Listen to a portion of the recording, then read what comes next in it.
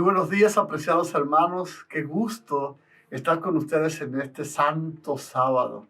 Podemos estudiar la Biblia juntos en este día glorioso y esperemos que la presencia de Dios pues se muestre con poder en esta hora. Antes de comenzar, les suplico me permitan tener una oración para que sea Dios quien tome el control de este estudio. Oremos.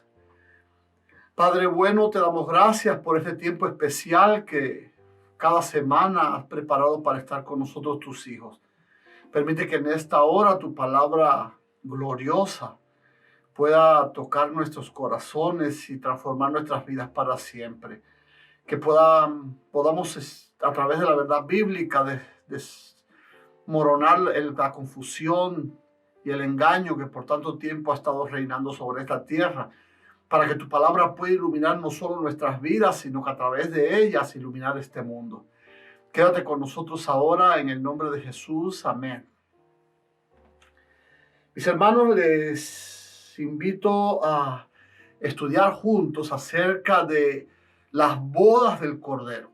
Hay ciertas confusiones, ciertos puntos confusos acerca de las bodas del Cordero, y el propósito del estudio de esta mañana es esclarecer este asunto y también ver cuál es el propósito de estas bodas y en qué nos benefician a nosotros. Vamos allí al capítulo 7 del libro de Daniel. Y en el capítulo 7 del libro de Daniel, precisamente después que se narra toda esta obra horrible que realiza el cuerno pequeño o la institución del papado, hay unas escenas que pueden llenarnos de esperanza y gozo. Vamos a leer allí a partir del versículo 9 del capítulo 7 de Daniel, donde dice: estuve mirando hasta que fueron puestos tronos, y se sentó un anciano de días cuyo vestido era blanco como la nieve, y el pelo de su cabeza como lana limpia. Su trono llama de fuego, y las ruedas del mismo fuego ardiente. Y en el versículo 10 dice: y un río de fuego procedía y salía delante de él. Millares de millares le servían y millones de millones asistían delante de él. El juez se sentó y los libros fueron abiertos.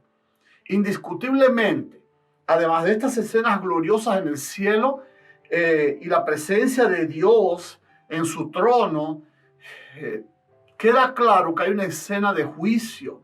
Hay un juicio que se va a desarrollar después de la obra que realiza el cuerno pequeño en este mundo de confusión y persecución por 1260 años, comenzando en el 538 antes de Cristo, después de Cristo, y hasta el 1798. Así que así en ese mismo orden cronológico en el que está narrado en el capítulo 7, pues ocurre. Después de 1798 tiene que celebrarse un juicio con dos propósitos fundamentales. Vamos a ver cuáles son estos dos propósitos fundamentales del juicio investigador. Dice allí en el versículo 11: yo entonces miraba a causa del sonido de las grandes palabras que hablaba el cuerno. Miraba hasta que mataron a la bestia y su cuerpo fue destrozado y entregado para ser quemado en el fuego. Vamos a leer el 12 también. Y habían también quitado a las otras bestias su dominio, pero les había sido prolongada la vida hasta cierto tiempo.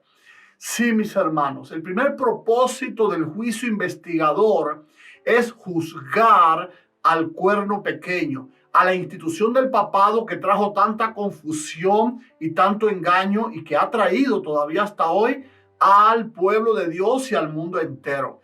Y también se habla acerca de los demás poderes para aclararnos un sentido. Cuando vamos al capítulo 2 del libro de Daniel, nos damos cuenta que la destrucción definitiva y el olvido total de estos cuatro reinos se va a producir cuando la roca golpee los pies de la estatua. Así que por eso es que dice que los otros poderes, los otros imperios, todavía algo de ellos quedará en la memoria, porque hasta que llegue el tiempo en el que venga la segunda venida de Jesús. Pero lo importante es que en el juicio investigador, he visto cristianos del pueblo de Dios incluso que le temen a este juicio. Y cuando aquí leemos el libro de Daniel en el capítulo 7, nos percatamos que no tenemos nada que temer. Porque en primer lugar, el primer propósito que hay para el juicio es precisamente que van a juzgar al cuerno pequeño o la institución del papado. Ese es el primer punto del juicio investigador. Ahora, el segundo propósito por el que Dios desarrolla este juicio, lo encontramos aquí en el capítulo 7 también de Daniel. Y allí a partir del versículo 12, aquí está el segundo propósito del juicio. Dice allí: miraba yo en visión de la noche, y he aquí con las nubes del cielo venía uno como un hijo de hombre, que vino hasta el anciano de días y le hicieron acercarse delante de él. Es decir, mis hermanos, que ahora viene alguien, dice allí, como hijo de hombre. La traducción literal en el lenguaje hebreo, que es en el que se escribe este capítulo, podemos entender que lo que dice literalmente es que el que se acercó allí a la presencia de Dios es un humano en forma. Es decir, alguien con forma humana es el que se presenta en este juicio ahora delante del juez. El único que tomó una forma humana para ocupar nuestro lugar, tú sabes cómo se llama: Jesucristo. Y ahora tú podrás decir, bueno, quiere decir que después que se juzgue al cuerno pequeño, también Jesucristo va a tener que rendir cuentas y será juzgado. No, es que hay un segundo propósito en este juicio, y lo dice ahí el versículo que sigue, versículo 14. Cuando Jesús se presenta frente al Padre en el juicio, miren con qué propósito es. Dice el versículo 14: y le fue dado dominio, gloria y reino, para que todos los pueblos, naciones y lenguas le sirvieran. Su dominio es dominio eterno, que nunca pasará, y su reino uno que no será destruido. Así que precisamente el juicio investigador es para quitar del medio al farsante, al opositor, al suplantador, que todavía hoy en nuestros días se está haciendo pasar por Cristo como representante de Cristo ante nosotros acá en esta tierra, y colocar en el reino o sobre el reino al verdadero merecedor de este reino. Es decir, que este reino político religioso que hoy está gobernando todavía, el juicio lo ha condenado, lo ha sentenciado a muerte, y ahora se le entrega en el juicio todo el poder, todo el poderío y la gloria y la honra y los reinos para que todas las naciones le adoren. Ahora, ¿con qué propósito Jesús toma el reino? Quiero decirte algo, que Jesús no vive para sí. Y qué bueno que también los seguidores de Jesús lo imitáramos en este mismo aspecto. Jesús toma el reino con un propósito, que también aparece aquí en el versículo 18 del capítulo 7. Vamos a leerlo. Después recibirán el reino los santos del Altísimo y poseerán el reino hasta el siglo, eternamente y para siempre. Es decir, mis hermanos, que Jesucristo en el juicio va a tomar el reino para entregárnoslos a nosotros. Precisamente este texto lo confirma el propio Jesús allí en el libro de Apocalipsis, y en el capítulo 3 y versículo 21, donde dice: Al que venciere, le daré que se siente conmigo en mi trono, así como yo he vencido y me he sentado con mi Padre en su trono. Así como él venció y se le entregó todo el poder en ese juicio, como lo leímos y verificamos en el capítulo 7 de Daniel, ahora dice Jesús que los que decidamos vencer con él, practicando una fe genuina, de seguirlo aún en medio de las pruebas, de las dificultades, también nos sentaremos en el trono. Ahora hay algo interesante que habla acerca de este evento que nos narra Daniel ahí en el capítulo 7, acerca de la entronación de Jesucristo y la toma por parte de él del reino. Pues vamos a ver cómo Juan se le presenta quizás un poco más vívido, más claro. Vamos a ver cómo lo ve Juan, este mismo momento que presenció Daniel. En el capítulo 11 de Apocalipsis y en el versículo 15 dice: el séptimo ángel tocó la trompeta y hubo grandes voces en el cielo que decían: los reinos del mundo han venido a ser de nuestro Señor y de su Cristo, y él reinará por los siglos de los siglos. Mis hermanos queridos, esto que acabamos de estudiar, esto que acabamos de leer, es lo que conocemos como las bodas del Cordero. Sí, así que me gustaría, ya que tú y yo conocemos mucho acerca de las bodas, yo creo que esas grandes voces que hubo en el cielo, que ciertamente gritaban que los reinos del mundo han venido a ser de nuestro Señor y de su Cristo, y él reinará por los siglos de los siglos. Aunque eso es cierto, también yo creo que se podían escuchar voces diciendo: que viva el novio, que viva la novia. ¿Por qué? Porque sí, mis hermanos, se estaban desarrollando en ese evento las bodas del Cordero. Y es allí donde queremos aclarar un poco ciertas confusiones que existen acerca de las bodas del Cordero. Las bodas del Cordero se van a realizar o se están realizando ya en el cielo, mis hermanos.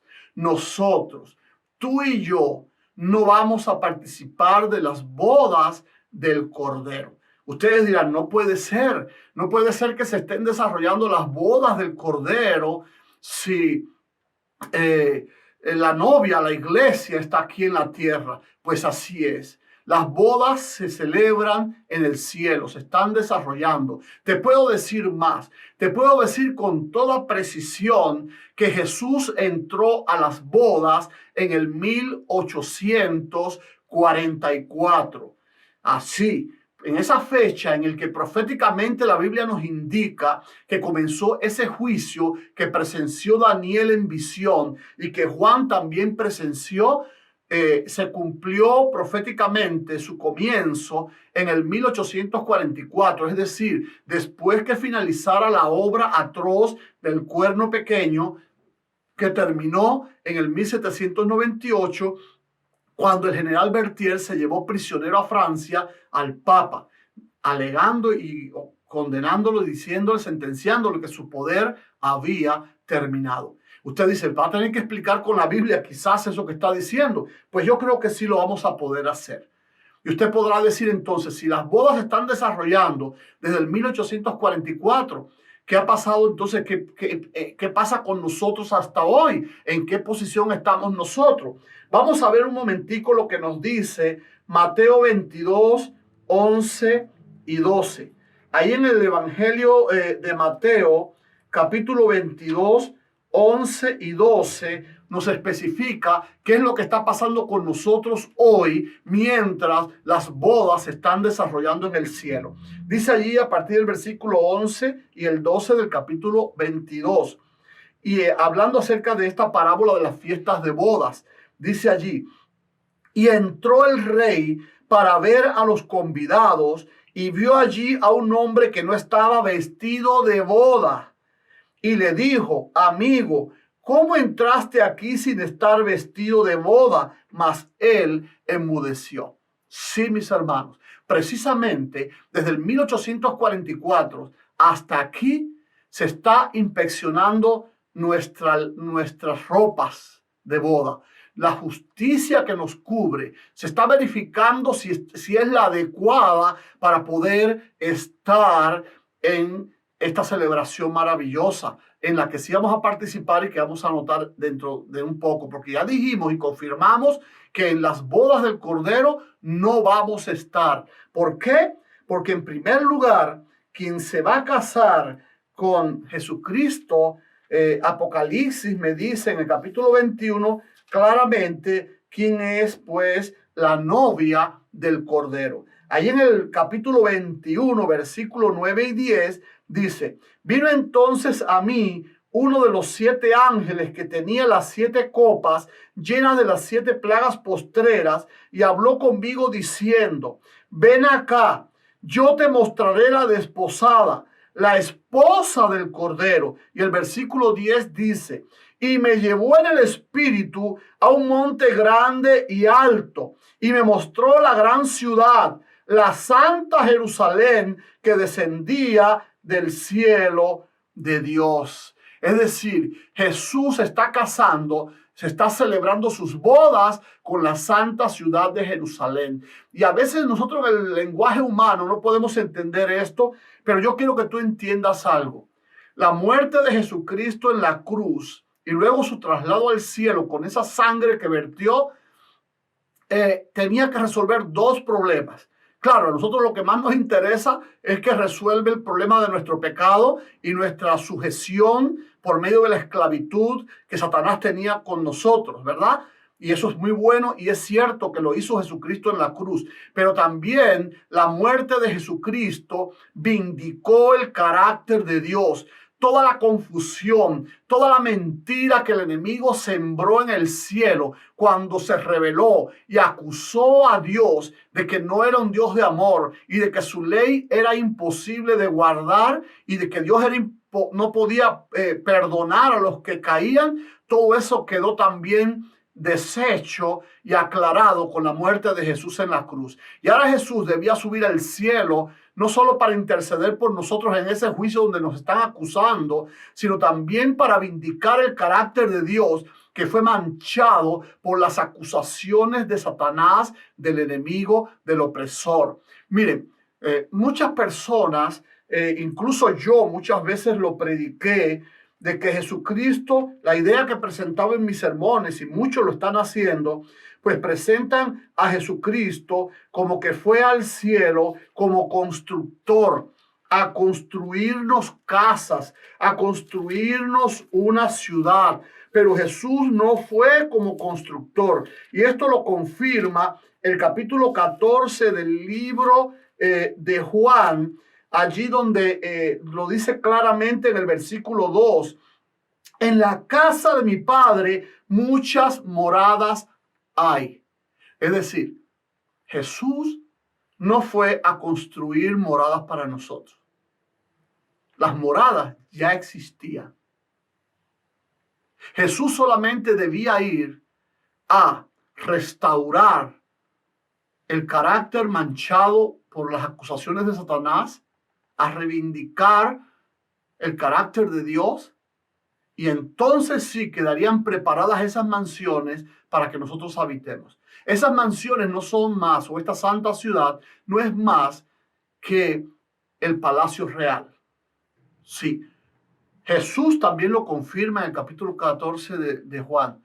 Él dice: en la casa de mi padre, es decir, en el palacio real, donde habita el Padre, es donde tú y yo vamos a vivir. Jesús fue a crear condiciones óptimas para que nosotros ocupáramos el espacio que dejaron vacío aquellos seres que fueron engañados por Satanás y se rebelaron contra Dios. Y ahora nosotros simplemente vamos a ocupar ese espacio. Pero Jesús, así como que tuvo que purificar con su sangre a los caídos y a este reino caído por medio de su sangre, también tenía que purificar con su sangre todas las inmundicias que el enemigo, a través de sus acusaciones, dejó allá en el cielo. Ahora bien, dicho esto y explicado esto, Tú puedes decir, y a nosotros entonces, ¿para qué nos beneficia que Jesús se tenga unas bodas en el cielo y nosotros no estamos allí? Bueno, en primer lugar quiero buscarte un texto primeramente que sí confirma que ciertamente esto que te he estado diciendo es verdad. En el Evangelio de Lucas, allí en el capítulo 12 y en el versículo 36, precisamente habla de nosotros, los que estamos esperando la segunda venida. Y mira cómo lo presenta Lucas.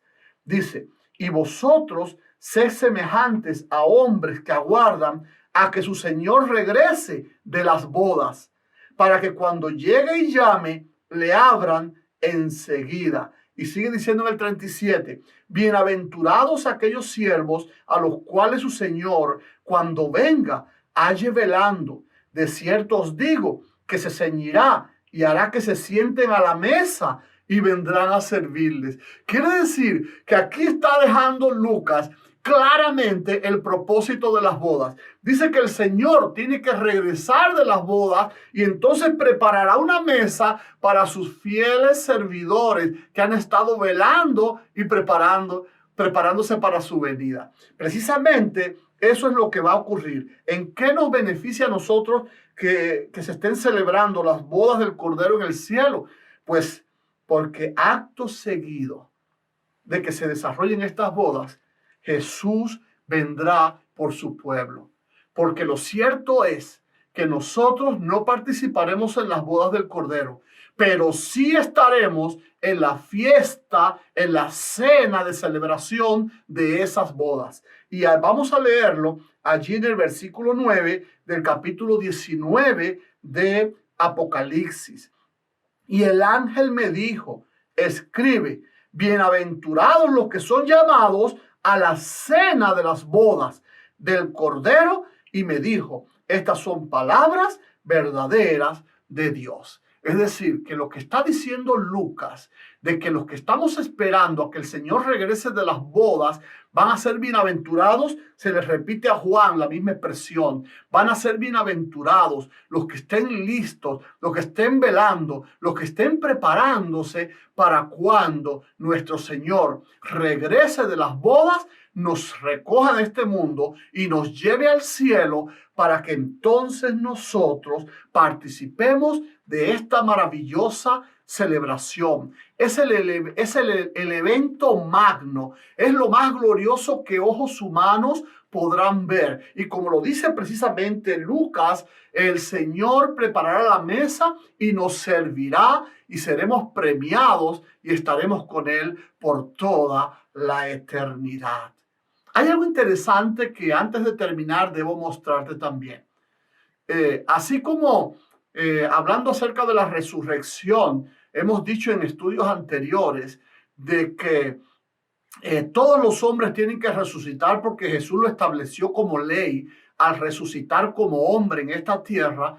Así que como todos tenemos que resucitar, unos para vida eterna y otros para perdición eterna, pues también en el tiempo del fin todos tendremos que participar de alguna cena. Y bueno, los fieles de Dios, aquellos siervos que esperen con fidelidad que el Señor regrese de las bodas, pues participarán de esta maravillosa cena donde serán ellos los que podrán comer de esa cena. Pero ¿qué pasará con los rebeldes? Con los que no se preparen, con los que no hagan arreglos para esta cena. Bueno, pues también ahí mismo en el capítulo 19 me habla de una segunda cena donde participarán estas personas. Por ejemplo, vamos a leer para ser un poco breve aquí en el capítulo 19. Vamos a leer a partir del versículo 16. Y dice, y en su vestidura y en su muslo tiene escrito este nombre, Rey de Reyes y Señor de Señores. Y el 17 dice, y vi a un ángel que estaba en pie en el sol y clamó a gran voz diciendo a todas las aves que vuelan en medio del cielo, venid y congregaos a la gran cena de Dios. Quiere decir, está anunciando la cena esta de la que ya hablamos. No, es una cena de Dios también, pero que está dedicada para los rebeldes y ellos participarán de ella, pero ya no como los que van a participar comiéndose la cena, sino que ellos serán la cena de alguien. Vamos a leerlo allí. Versículo 18, para que comáis carnes de reyes y de capitanes y de carnes de fuerte, carnes de caballos y de sus jinetes y carnes de todos, libres, esclavos, pequeños y grandes. Todos los rebeldes, no importa cuánto dinero acumularon, no importa qué cargo o posición tenían, no importa qué color de la piel, no importa cuál era su cultura o sus costumbres, todos los rebeldes participarán en esta terrible cena, pero ahora serán la cena de todas estas aves, porque cuando Jesús venga en gloria a buscar a su pueblo, todo el que no se haya preparado no podrá estar en la presencia de Dios y morirá.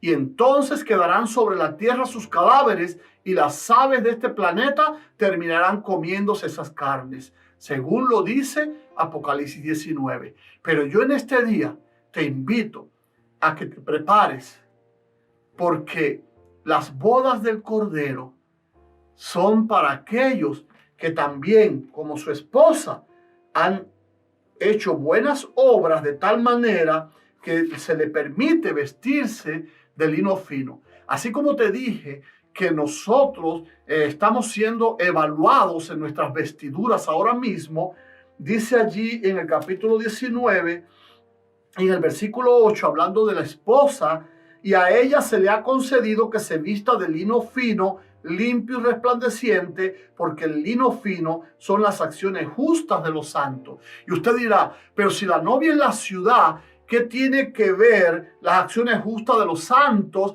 para vindicar el carácter de Dios allá en el cielo? Pues mucho, porque cuando tú y yo somos fieles, cuando tú y yo caminamos fielmente siguiendo los pasos de Jesucristo y honramos a Dios con nuestro testimonio y con nuestra vida, también se vindica el carácter de Dios. También se le restriega en el rostro al enemigo que Dios sí es capaz de perdonar y de restaurar a los caídos. Y esta obra es la que quiere hacer Dios en este momento. Hoy es un día de salvación. Es posible que hasta hoy yo y tú hemos estado viviendo de manera injusta, pero Dios nos está dando la posibilidad de que cambiemos nuestras vestiduras, de que nos preparemos para que en ese día, como la santa ciudad, también nosotros, con nuestras ropas lavadas por la sangre del Cordero, podamos ser aptos de estar en su presencia y no como aquel hombre que estaba en las bodas de la parábola y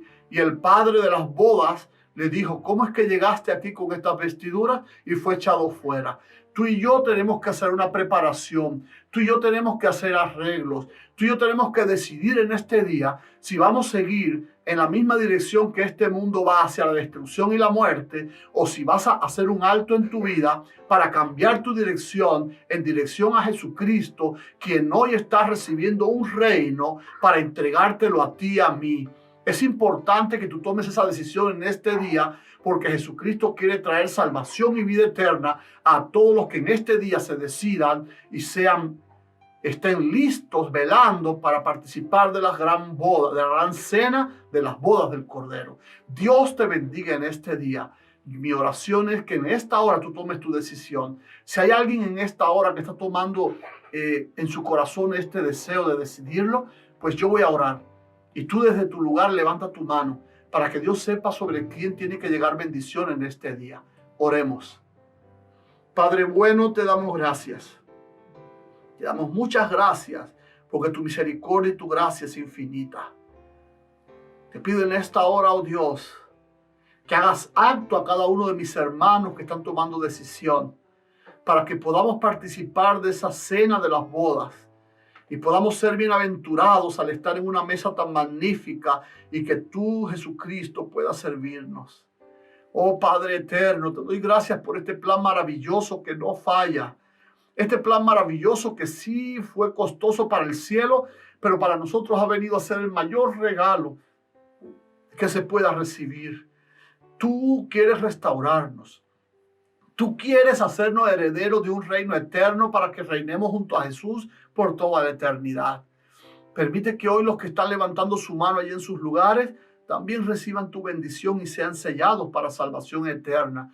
No solo para que reciban este reino, sino para que se vayan preparando desde ahora para participar en esas bienaventuradas cenas de las bodas.